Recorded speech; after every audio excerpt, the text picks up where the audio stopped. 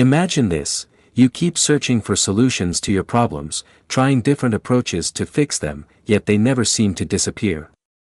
No matter how much effort you put in, you feel stuck in an endless cycle. Frustrating, right? But what if the real issue isn't the challenges themselves, but the way you think about them? Our thoughts shape our reality. If we continue using the same mindset, we will keep encountering the same struggles. The good news: you have the power to break free from this loop. In The Art of Thinking in Systems, author Schuster introduces a transformative way of thinking that enables you to solve problems effectively, once and for all. And the best part? Once you master this approach, you won't just tackle small obstacles, you'll enhance every aspect of your life, from decision-making and relationships to career growth and personal development. Most people go through life reacting to problems, feeling trapped and powerless. But those who understand systems thinking recognize patterns, uncover hidden causes, and implement changes that create lasting impact. This book will open your mind to a completely new perspective, one where challenges aren't barriers but opportunities for smarter solutions. Stay with me until the end of this summary, because what you're about to learn could completely shift your mindset. And if it does, don't forget to like, comment, and share this with someone who needs it. After all, the more we grow together, the more powerful we become. Now, let's get started. What exactly is systems thinking? Before diving into that, we first need to understand what a system really is.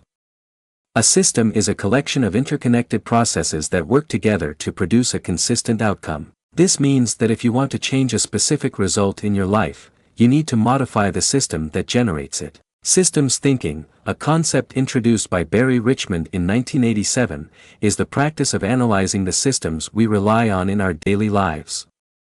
By recognizing these patterns, we can make strategic changes to achieve better outcomes. What makes systems thinking so powerful is its ability to provide long-term solutions rather than temporary fixes. If you look closely, you'll see how deeply systems influence everything, from personal habits to society's most complex challenges. Take addiction, for instance. Many people assume addiction is purely a matter of personal choice, but in reality, it stems from multiple interconnected factors, including environmental influences, psychological triggers, and social dynamics. Instead of viewing addiction as an isolated issue, systems thinking encourages us to examine the entire structure behind it. By identifying root causes and their effects, we can work toward sustainable solutions rather than relying on short-term remedies. Like any new skill, systems thinking takes practice. It requires training your mind to approach problems differently. Instead of immediately reacting to symptoms, ask yourself, what if? What if you change the underlying structure of the problem rather than just addressing its surface-level effects? This shift in perspective helps you think outside the box and develop more creative, effective solutions. Let's look at an example to illustrate this concept. Schuster, the author of this book, was once a teacher known for his hands-on approach to explaining complex ideas. During a physics lesson, he decided to demonstrate a real-world example. Without saying a word, he pulled a boomerang from a box and threw it across the classroom. As expected, the boomerang arced through the air and returned to him. Then he turned to his students and asked, "Why did the boomerang come back?" The students quickly responded, "Because you threw it, sir." Schuster smiled, then picked up the same box the boomerang had come in. He held it in the same position, applied the same force, and threw it in the exact same way. But this time, the box didn't return, it just fell to the ground. The class fell silent. Then he asked, "Why didn't the box come back even though I threw it just like the boomerang?" No one had an answer. That's when he explained that it wasn't the way he threw the objects that determined the outcome, it was their structure. The boomerang, with its curved shape, was designed to react with the air in a way that made it return. The box, on the other hand, had no such aerodynamic design, so it simply fell. This is exactly how systems thinking works. If we understand how structures function and what influences their behavior, we can make changes that allow us to predict and even control outcomes. Instead of blindly reacting to problems, we can redesign the system itself, leading to long-term meaningful change. The elements of systems thinking. History has shown us that most people fail to learn from the past because they don't see events as part of a larger system. Instead of addressing the underlying structure that causes problems, they focus on surface-level changes. Take the fall of civilizations, for example. When a society starts to collapse, the usual response is to replace the leader, hoping that a new one will fix everything. But leadership alone isn't the root of the issue. It's the system itself. Unless the old patterns and structures are changed, simply swapping one leader for another won't create a better society. To bring about real change, you must first understand how systems work. Every system consists of three essential parts. The first is its elements. These are the key components that make up the system. The second is interconnections, the relationships that link these elements together. The third is the function or purpose of the system, what it is designed to achieve. Take the human body as an example. If we look at it as a system, the elements would be its organs, like the brain, lungs, and heart. The interconnections would be the networks that connect these organs, such as the flow of blood and oxygen. These connections are crucial because they allow energy and nutrients to reach every part of the body. The function of this system is to sustain life, ensuring that each organ works together to maintain overall health. Now, let's consider a school system. The elements of a school include students, teachers, and staff members. The interconnections are the rules and policies that define how these individuals interact with one another. These guidelines shape communication, structure relationships, and ensure that everyone plays their role effectively. The purpose of the school system is to provide students with valuable knowledge and skills, preparing them for future careers and personal growth. If you want to make significant changes within any system, you must identify and reshape its interconnections. Modifying elements is the easiest part because they are visible and can be replaced easily. However, changing interconnections is far more challenging as they are often deeply embedded within the system and take effort to uncover. Even more impactful is altering a system's purpose. When the purpose of a system shifts, everything within it begins to adapt accordingly. So if you truly want to create lasting change, don't just focus on altering elements. Dig deeper.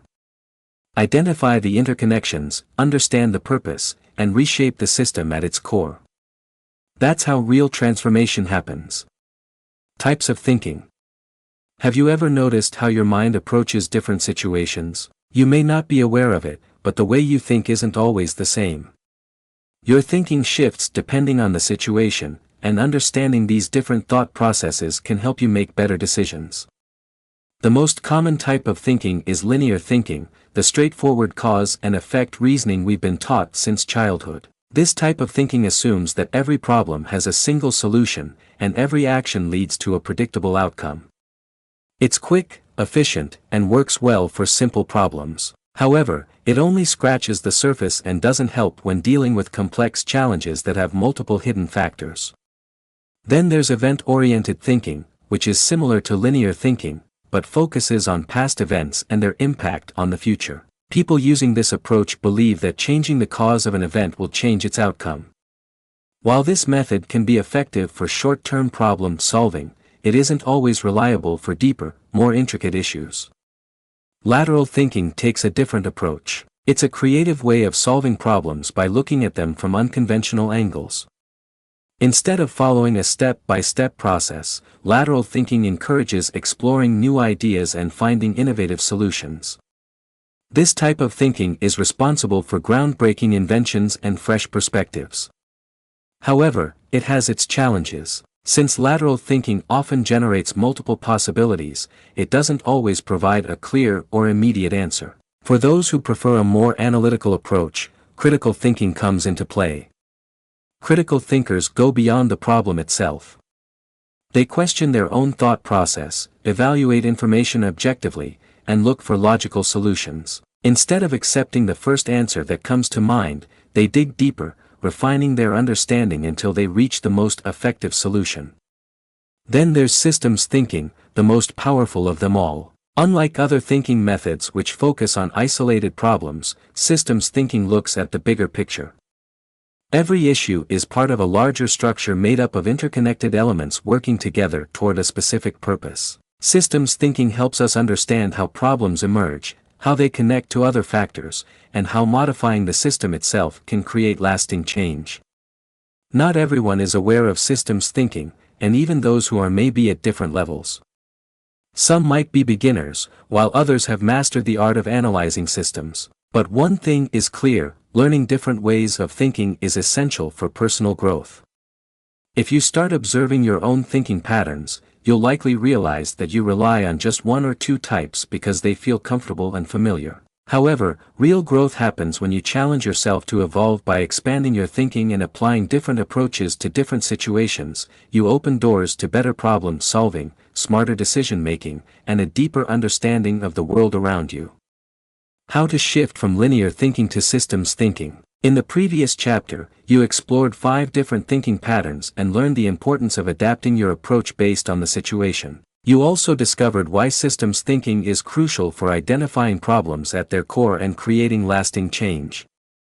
Now, let's go deeper into how you can transition from linear thinking to systems thinking. The first step is to analyze the problem in front of you. Is it a simple issue with a clear solution, or is it a symptom of a deeper, more complex system? If it's a straightforward problem, linear thinking can help you solve it quickly. However, if the problem seems persistent, recurring, or deeply rooted, then you need to approach it with systems thinking. Instead of just treating the symptoms, you must study the elements and interconnections that created the problem in the first place. Many problems feel overwhelming because they are part of a larger system. To determine whether a problem requires systems thinking, ask yourself, does solving it take longer than expected?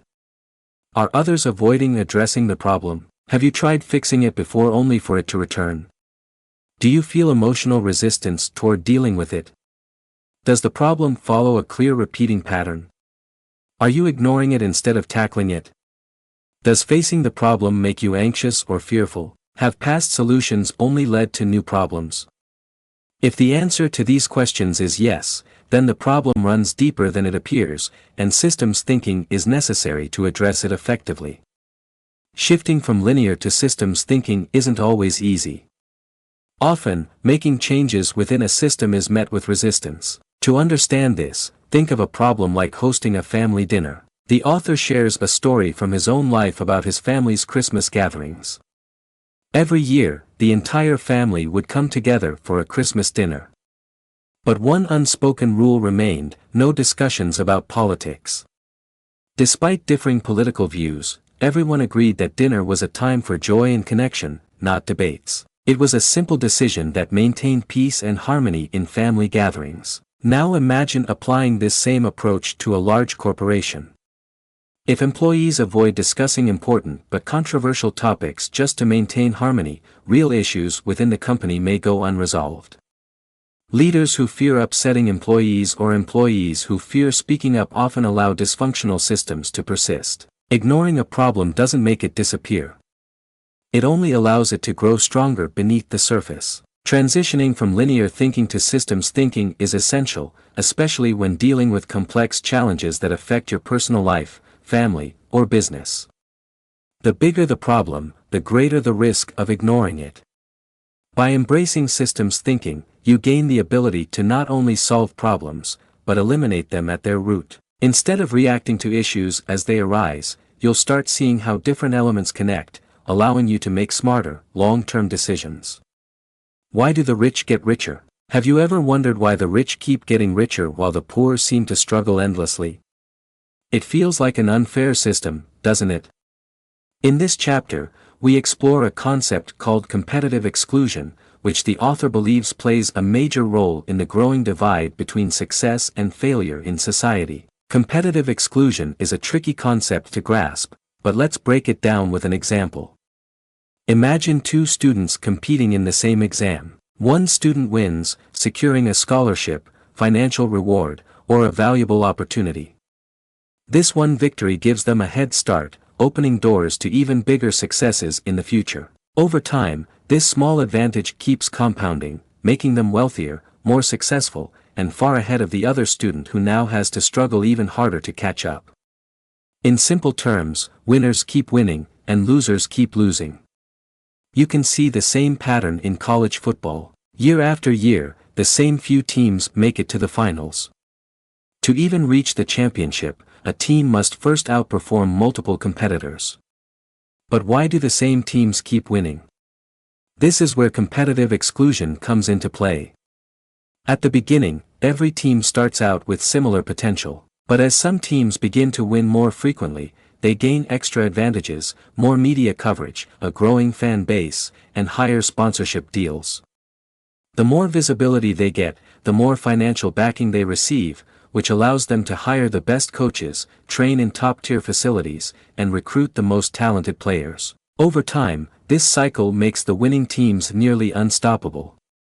Every year, they attract stronger athletes who dream of joining the best teams, while struggling teams are left behind, unable to compete at the same level. The result, the rich teams keep winning, and the weaker teams struggle to break free. This same principle applies beyond sports. It's how wealth, power, and opportunities concentrate in the hands of a few. Those who start winning gain better resources, better connections, and better opportunities, making it increasingly difficult for others to catch up.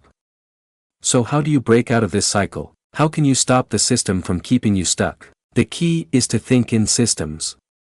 Instead of seeing success as something that happens randomly, study those who are winning. Observe how they climb to the top and identify the patterns behind their growth. Learn how to adapt, evolve, and create new systems that work in your favor. If you want to win, you have to play smarter, embrace experimentation, be willing to change, and never settle for the system as it is. If you resist growth, the system will always keep you where you are. But if you understand and leverage the patterns of success, you can break free from limitations and move toward the winning side. The power of systems thinking. If we say that systems thinking is an art, a way of seeing the world from a broader perspective, it wouldn't be wrong. Unlike traditional thinking methods, which often focus on quick fixes, systems thinking is a more evolved approach that digs deeper into problems to find long-term effective solutions. To develop a systems thinking mindset, the first step is to observe the situation carefully. Instead of reacting immediately, take a step back and identify any repeating patterns. Try to understand the structure behind the situation. Every system consists of three main components: its elements, the interconnections between them, and its purpose. By analyzing these, you can start making meaningful changes. If you find a system that has worked successfully for others, you can adapt its structure to improve your own situation. Systems thinking helps you see how everything connects. Since this approach encourages creativity, it increases the chances of finding better and smarter solutions to any problem. More importantly, it teaches you how your own mind works and how a single choice can completely change an outcome. By controlling your choices, you can minimize negative effects and create a more positive, productive life. Another key aspect of systems thinking is accountability. Many people, when faced with a problem, look for someone to blame. But with a systems thinking approach, you stop shifting blame and start taking responsibility for your actions. You begin to study the structure behind a problem instead of reacting emotionally to its immediate effects. Once you analyze a problem deeply, you may even realize that what seemed like a major issue was just a small part of a much larger system. Understanding this helps you focus on eliminating the root cause rather than just fixing surface-level symptoms. Systems thinking empowers you to find creative, lasting solutions that prevent the problem from recurring. Let's look at an example from the healthcare system to see how systems thinking can improve lives. In the past, whenever a medical mistake happened, the blame was immediately placed on the doctor or nurse involved.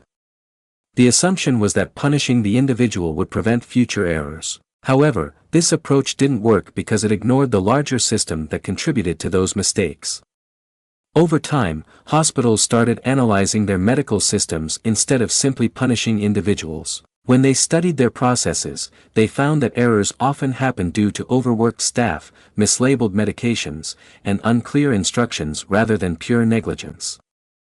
By addressing these structural problems, hospitals were able to reduce errors more effectively than by just blaming individuals. Doctors and nurses are now encouraged to openly acknowledge mistakes, which allows for continuous improvement and growth within the system. Instead of covering up problems or fearing punishment, they work together to make the system stronger and more efficient. As you can see, systems thinking is a powerful way of understanding and improving not just businesses or institutions, but every aspect of life. By adopting this mindset, you can navigate challenges more effectively and create solutions that last. Conclusion. Systems thinking is a highly evolved way of understanding life. It requires some conscious awareness of the different structures that shape our world. Unlike traditional thinking, which often focuses on isolated events, systems thinking connects different elements, allowing us to predict outcomes and make strategic changes. Once you master this art, you can modify these elements and their connections to achieve the results you desire. Throughout this summary, you've learned how to evolve your thinking.